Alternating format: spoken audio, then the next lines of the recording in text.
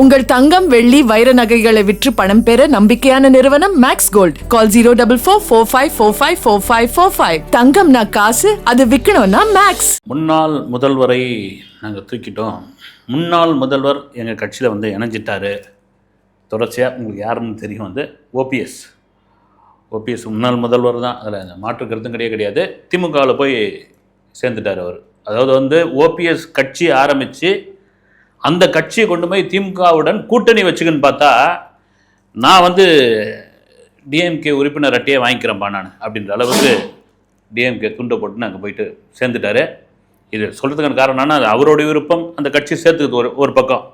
ஆனால் தொடர்ச்சியாக நாங்கள் பார்த்தீங்களா, முன்னாள் சிஎம்ஏ அடித்து தூக்கிட்டோம் அப்படின்னு சொல்லிட்டு இருக்காங்க. ஓகே, அதெல்லாம் மீறி சில நாட்களுக்கு முன் அல்லது ஒரு 2 மாதத்துக்கு முன்னாடிலாம் பார்த்தீங்கன்னா ஒரு தொடர்ச்சியான ஒரு விஷயம் போயிட்டே இருந்தது. என்னன்னா, விஜயோட தாவேக்காவில் யாரெல்லாம் வந்து இணைய போகிறாங்க அப்படின்னு ஒரு லிஸ்ட்டே பெருசாக வாசிச்சுட்டு இருந்தாங்க. அதில் நிறைய பேசப்பட்ட பேர் வந்து ஓபிஎஸ் தான். ஓபிஎஸ் வந்து இணைய போகிறாரு. ஓபிஎஸ் வந்து நேரடியாக விஜய் கட்சி தாவேக்காவில் இணையாமல் அவர் ஒரு கட்சி ஆரம்பித்து அப்புறமா வந்து அவர் வந்து இணைய போகிறார் அப்படின்பொழுது எதிர் விமர்சனங்கள். நான் இவங்க டிஎம்கே, ஏடிஎம்கே, பாமக, தேமுதிக அப்படின்னு நான் பிரித்து சொல்ல, எல்லாருமே வந்து விமர்சனம் பண்ணது என்னென்னா, ஆமாம் ஓபிஎஸ் வந்து தாவேக்காவில் சேர்ந்துட்டாருன்னா அப்படியே தாவேக்காவுக்கு வந்து ஓட்டு செல்வாக்கு வந்து அப்படியே குவிய போகுது. தேனி, போடி, கம்பம், சின்னமனூர் இங்கெல்லாம் வந்து அப்படியே வாக்கா அள்ளி வீசிட்டு போகிறாங்க.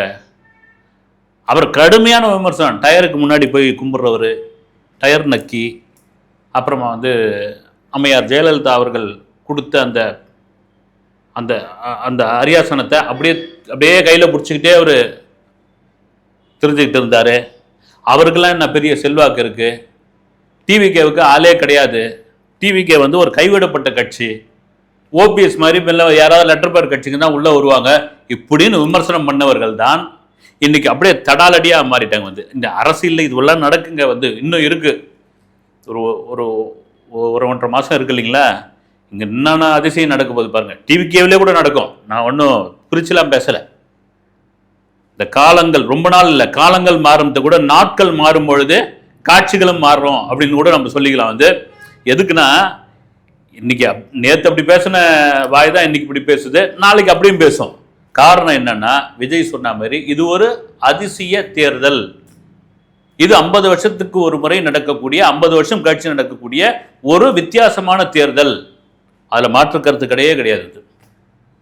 என்னதான் ஒரு பக்கம் வந்து இவங்க வருவாங்க, அவங்க வருவாங்க, அதில் மெஜாரிட்டி, இது மெஜாரிட்டி, கருத்து கணிப்பு இதை சொல்லுது அது சொல்லுதுன்னா கூட இது வரைக்கும் யாருன்னு ஒரு தெளிவான முடிவு இல்லை.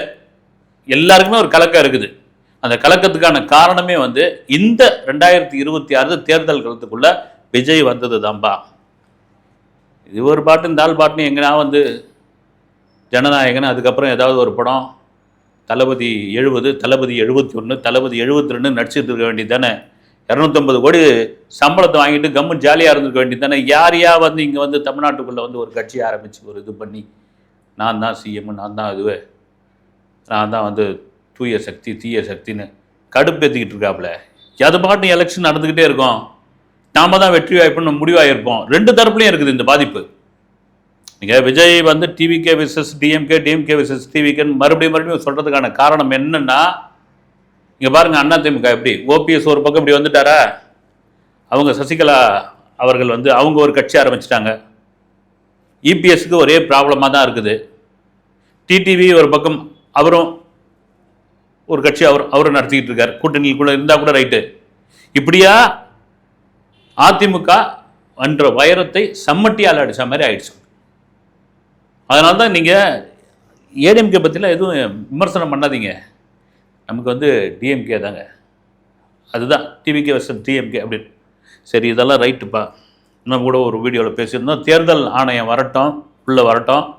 தேர்தல் ஆணையம் வந்த பிறகு நாங்கள் முறைப்படி ஒரு பிரச்சார பயணத்துக்கான ஒரு சார்ட் ஒன்று கொடுப்போம். அதுக்கான அனுமதி அவங்க கொடுப்பாங்க. எங்கள் தலைவர் வந்து தமிழகம் முழுக்க அந்த பிரச்சார பயணத்தை தொடங்குவார்னு ஆதவ அர்ஜுனா பேசியிருந்தார்.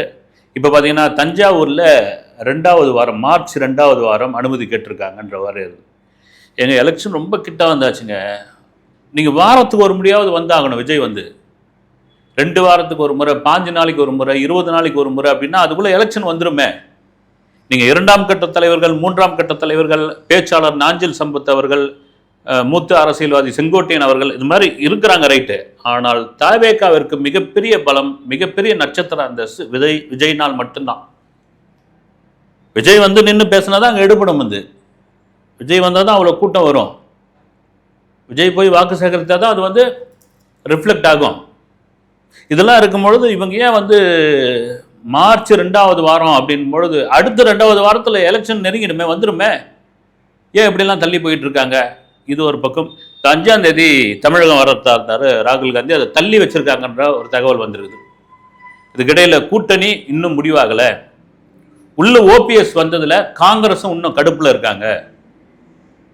நம்ம கூட்டணி வந்து இவங்க கிட்ட போய் நிக்கணுமா, மறுபடியும் சீட்டுக்காக நம்ம வந்து கெஞ்சணுமா, மறுபடியும் சீட்டுக்காக நம்ம வந்து பேசிக்கிட்டு இருக்கணுமா, இழுபறியா இருக்கணுமா?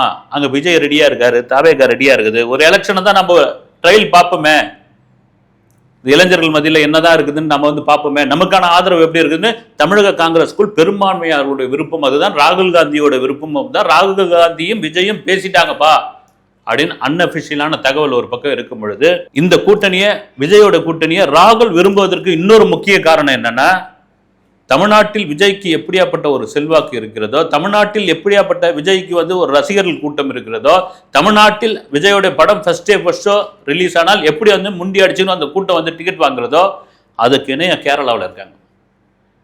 அதனால் கேரளாவிலையும் சட்டமன்ற எலெக்ஷன் நடக்க போகுது. விஜய் வந்து அங்கே வந்து பிரச்சாரம் பண்ணோம் காங்கிரஸ் சார்பாக அப்படின்னு விஜயும் ஓகே சொல்லிட்டாரு. ஏன்னா வயநாடு எம்பியாக இருக்காங்க பிரியங்கா காந்தி.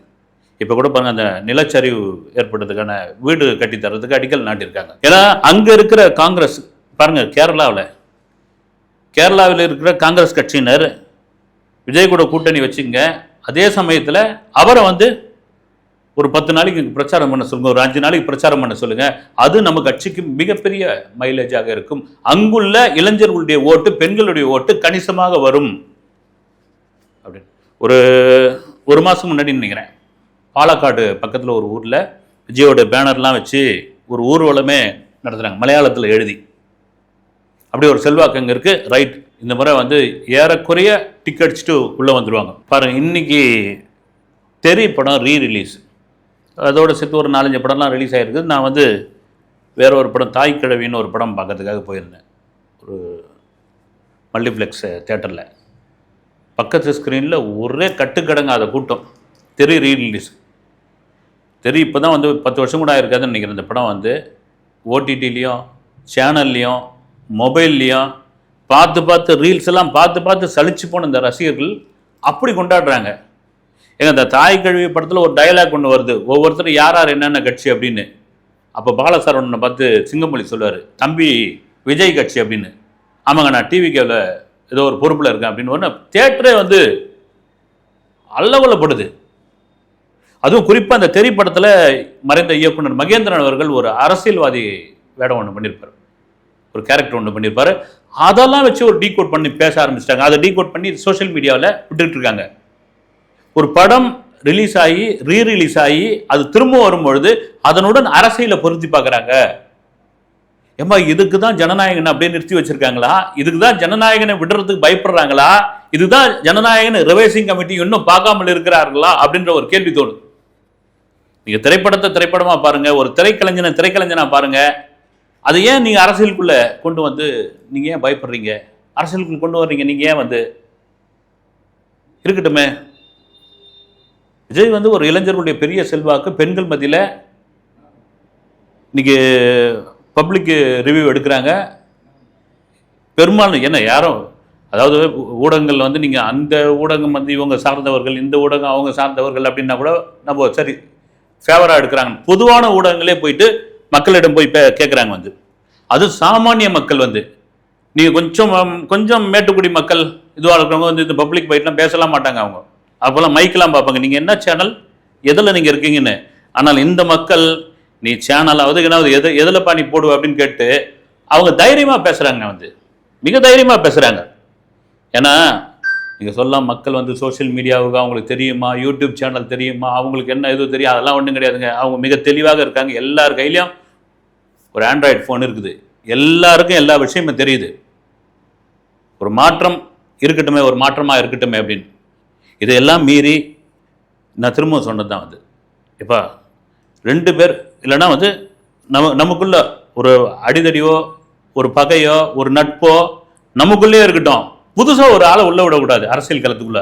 அப்படி புதுசாக வந்து உள்ள வந்த ஒரு நபர் தான் வந்து விஜய். இப்போ அதுதான் பெரிய கடுப்பாகி போயிருக்கு.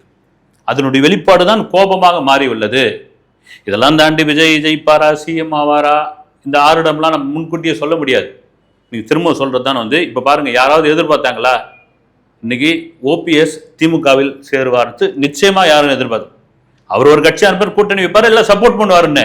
நான் உறுப்பினர் அட்டையை வாங்கிக்கிறேன்னு போய் யாராவது எதிர்பார்த்தாங்களா? இந்த மாதிரியான நிகழ்வுகள் இன்னும் போக போக போக போக தமிழக அரசியல் களத்தில் நடக்கும். அதில் மாற்று கருத்து கிடையாது. எனக்கு தெரிஞ்ச விஜயே ஒரு கூட்டணி அறிவிப்பார். சோசியல் மீடியாவில் ஒன்று படித்தேன் நான். துணை முதல்வர் உதயநிதி அவருடைய பிறந்தநாள் விழா நடக்கும்போது தான் வந்து செங்கோட்டையன் வந்து ஜாயின் பண்ணார். அப்போ அந்த நிகழ்ச்சியை வந்து அப்படியே வந்து டல் பண்ணிட்டாங்க. இப்போ திடீர்னு வந்து கூட்டணின்ற ஒரு விஷயத்தை கொண்டு வந்து அடுத்தடுத்த நிகழ்ச்சிகளை வந்து டல் பண்ணுறதுக்கான வேலையை வந்து விர்ச்சுவல் வாரியர்ஸ் செஞ்சுக்கிட்டு இருக்காங்க. இந்த மாதிரியான தகவல்லாம் போயிட்டுருக்கு. அதெல்லாம் மீறி இந்த விஜயை அடித்து பேச நான் ஃபேமஸ் ஆகிடலாம் அப்படின்ற ஒரு இது இருக்கு இல்லைங்களா, அது தொடர்ந்துக்கிட்டு தான் இருக்குது. அதுக்கு நீங்கள் யாரும் தயவுசெய்து டிவிகே தரப்பினர் வந்து இந்த தம்பிகள்லாம் ரியாக்ட் பண்ணிடாதீங்க. வந்து ஒரு பக்கம் இந்த ஜூலி, பிக் பாஸ் ஜூலி, அடுத்து பார்த்தீங்கன்னா பவர் ஸ்டார் ஸ்ரீனிவாசன், இப்போ இந்த டைரக்டர் கம் நடிகர் அனுமோகன், அவர் ஏதோ ஒரு கூட்டத்தில் விஜயை திட்டி பேசியிருக்காரு பொழுது. இந்த மின்சாரக்கண்ணான ஒரு படத்தில் ஒரு இது பண்ணுவார், புறாவுக்கே பெல் அடிச்சாரமே, இந்த கோயம்புத்தூர் ஸ்லாங்கில் புறாவுக்கே பெல் அடிச்சார் அப்படின்னு அவர் ஏதோ பேசியிருக்காரு. இது நீங்கள் போயிட்டு உடனே சோஷியல் மீடியாவில் நான் இது பண்ணுற பாருன்னா உடனே ஃபேமஸ் ஆகிறது தான் வந்து. நீங்கள் யாரை திட்டினா யாரை தொட்டா நம்ம லைம் லைட்டில் தெரியும், இந்த ஊடகங்களில் நம்மளை பற்றி பேசுவாங்க, சோஷியல் மீடியாவில் போட்டு நம்மளை வந்து ட்ரோல் மெட்டீரியலாக மாற்றுவாங்க அப்படின்னு தான் அவங்க சரியாக தெரிஞ்சு வச்சுருக்காங்க. இதையெல்லாம் மீறி என்னை பொறுத்த வரைக்கும் விஜய் இந்த மார்ச் 2வது வாரம் வரத்து, ஏப்ரல் 1 வாரம் வரத்து, வெளியே பேச வர்றது, இதெல்லாம் விட்டுட்டு வாங்க. நீங்கள் அப்படி உங்களால் வர முடியலையா, ஒரு காரசாரமான ஒரு வீடியோ, பிரச்சாரத்துக்கான வீடியோவை நீங்கள் விடுங்க, ரிலீஸ் பண்ணி பேசி விடுங்க. அது எந்த அளவுக்கு வந்து மக்கள்கிட்ட போய் சேருது, அது எந்த மாதிரியான ஒரு ரியாக்ஷனை கொண்டு வருது, ஒரு ட்ரையல் பாருங்க. ஒரு படம் ரிலீஸ் ஆகிறதுக்கு முன்னாடி டீசர் வரலையா, ட்ரெய்லர் வரலையா, அது மாதிரி விட்டு பாருங்க. ஓகே, இன்னும் தமிழக அரசியல் களத்தில் அந்த தேர்தல் இன்னும் சில நாட்களே உள்ளது. தேர்தல் ஆணையம் வேறு ஏதோ வந்து முதல் வாரத்தில் வராங்க, தேர்தல் தேதி வரை அறிவிக்கப் போகிறார்கள். பரபரப்புக்கும் விறுவிறுப்புக்கும் பஞ்சமே இருக்காது. அடுத்த வீடியோவில் சந்திக்கிறேன். நன்றி.